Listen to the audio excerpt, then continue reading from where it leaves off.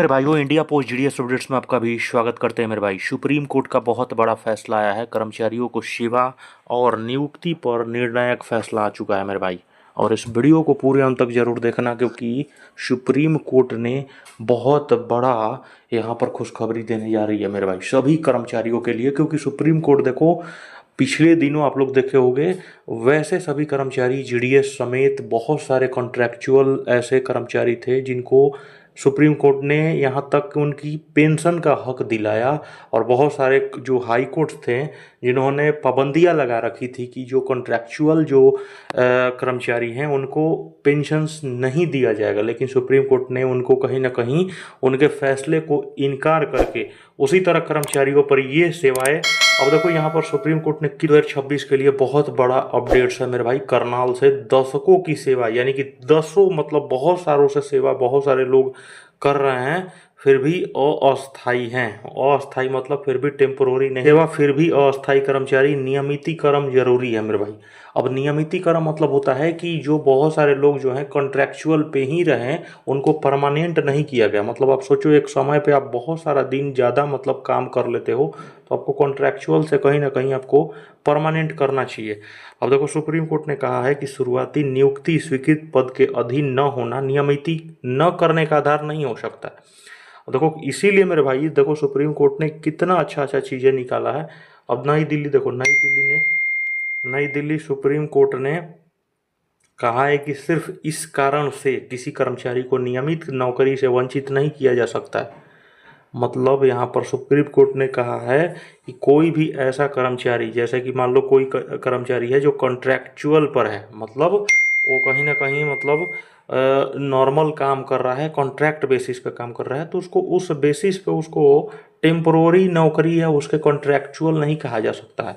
उसको कहीं ना कहीं परमानेंट करना जरूरी है, और उसको कहीं ना कहीं अस्थाई है तो उसको अस्थाई करना बेहद जरूरी है। इसीलिए यहाँ पर सुप्रीम कोर्ट ने कहा है कि शीर्ष अदालत ने कहा है कि अगर कर्मचारी कई वर्षों तक, साफ लिखा है मेरे भाइयों, देख सकते हो, अगर कर्मचारी कई वर्षों तक लगातार सरकारी विभागों में नियमित काम करता है तो उसे नियमित करने पर विचार करना चाहिए। ये देखो मेरे भाई, बहुत बड़ी खुशखबरी है।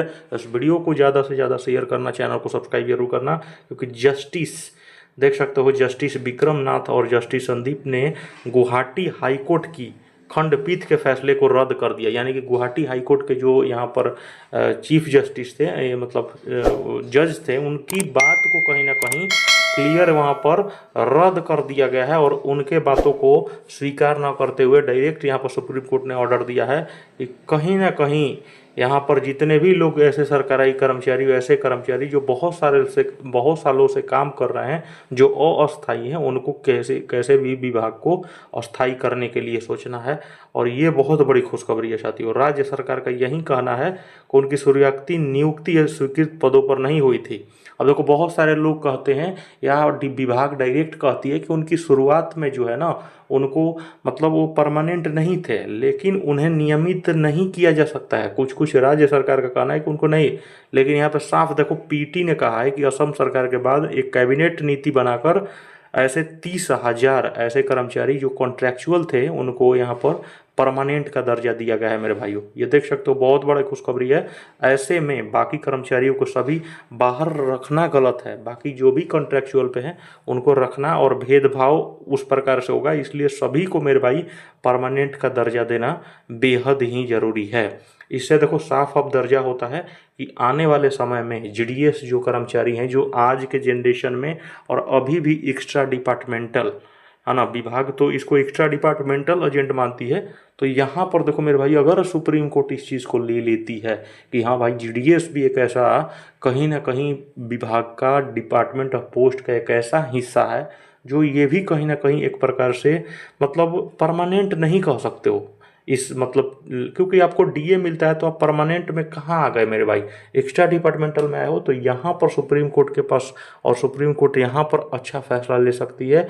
आने वाले समय में जीडीएस के लिए बेहतरीन पल होगा, खुशखबरी होगी, क्योंकि कोर्ट ने साफ कहा है कि सरकार कोई भी ऐसे कर्मचारी हैं जो लंबे समय तक उसको अनियमित रख के मतलब अस्थाई का दर्जा नहीं दे सकती है, क्योंकि इसकी निष्पक्षता और समानता में संविधान की मूल भावना है और उसी के अनुसार सबको सामान लेके चलना है मेरे भाइयों। ये देखो बहुत बड़ा फैसला लिया है मेरे भाइयों। इस वीडियो को ज़्यादा से ज़्यादा शेयर करना।